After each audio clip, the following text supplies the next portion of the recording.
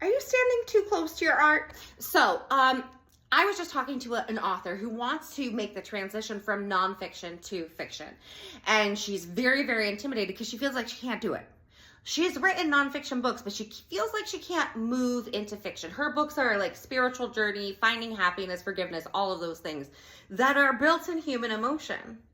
And we were at dinner talking. It was a Haunted Mansion themed dinner, so you can see my beauty. Anyway, so we were at dinner talking, and I was like, okay, well, if you want to do this fiction, you've already created this depth of work.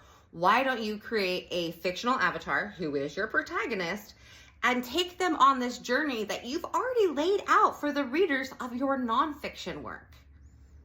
And she just kind of stared at me and she was like, that would work. I could do that.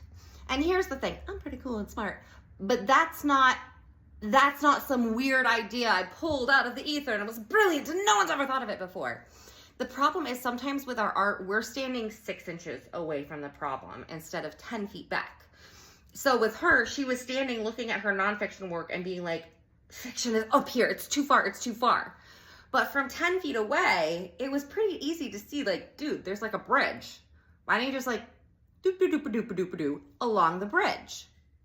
So if you're feeling stuck, you're feeling like something's impossible, you're trying to get into something new and you're like, I don't have the qualifications, I don't have the knowledge, it's too different from what I already do.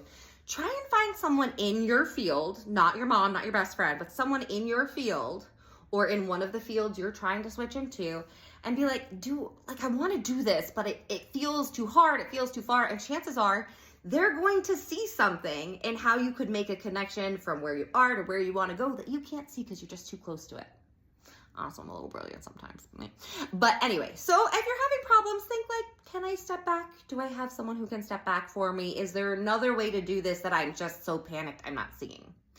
If you want to spend more time with me having author fun, check out the podcast Page by Page, Writing the Book in Real Time. We talk about writing and things like this, figuring out how you want to write books, and I also real-time write the Laurel Dale series. So it's like Buffy the Vampire Slayer meets Pretty Little Liars. So every week I write a chapter of that book.